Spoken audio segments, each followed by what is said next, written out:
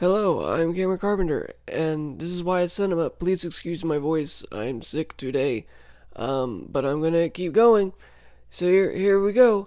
Horror movies. It's a genre for 15-year-old boys who think a date movie showing women with large breasts getting split with chainsaws will get them laid.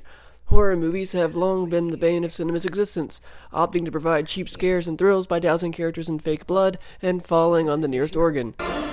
But arguably the most frustrating thing about the genre is its inherent infantilism and refusal to tackle any social or political thesis seriously.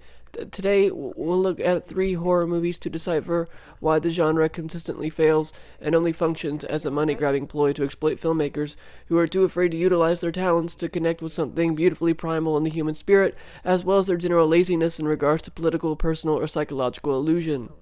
Arguably one of the most famous international filmmakers in the world, Guillermo del Toro is known for his wildly vivid imagination and English subtitles. His creatures are often slow-moving behemoths of intricately detailed puppetry, and even when he does go full CGI, his robots and monsters are pristinely and realistically detailed. And while his knack for sci-fi is commendable, it is his divulges into horror that generally leave the audience cold. In his 2007 film, The Orphanage, Del Toro introduces us to a woman named Laura, who, growing up as a little girl in an orphanage, is adopted by a loving family and returns to the closed orphanage in her adulthood to open it back up. The opening day for the orphanage comes with the horrifying discovery that her own son Simon goes missing. The movie is chilling and atmospheric, and with a character-driven mystery, one might expect it to be good, but Del Toro strangely dodges any emotional resonance by relying on a scare of an old woman's crushed head after a car accident. In a narrative universe that could easily recall the horrific happenstance of the children abducted from their families in Francoist Spain during the Spanish Civil War, Del Toro is too enamored with the idea of a mysterious child spirit devouring the grief of a woman seemingly unfit to be a mother to even approach any semblance of political and national critique. But the fault is not entirely Del Toro's, as the genre just does not allow for stories to really mean something. Filmmaker Scott Starling attempted to scare us with a new boogeyman in his film Sinister, which, while ambitious, only managed to siphon scares out of its viewers by making us realize Ethan Hawke can pull off a cardigan and t-shirt better than anyone on the planet.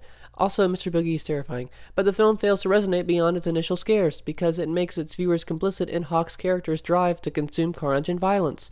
Darling's movie could have managed a beautiful storyline full of political depth and the horrific happenstance of the children abducted and the families in Francoist Spain during the Spanish Civil War, but instead opts an attempt at challenging its audience to keep watching the scary homemade snuff films in order to keep scaring them. What Mr. Darling has forgotten is that audiences love scary violence, which clearly posits his childish thesis as a failure, and proves once again the horror genre cannot extend beyond the reach of cheap thrills. But perhaps no horror misfire of the past decade has been worse than Sam Raimi's The Babadook, which juggles a plotline with an annoying child's abrasive mother who can't get over the recent death of her husband, along with a story about a demon that tries to make her read a pop-up book. The film lacks any and all coherency, is symbolic of nothing beyond Raimi's plain wreck of a career, and is only effective when you see the monster. It's a movie that could, with the right storytelling, attempt to resolve itself as a metaphor involving depression, grief, and parenthood, but instead veers off into bizarre scenes of feeding and pacifying the movie's monster so it won't consume the mother and son.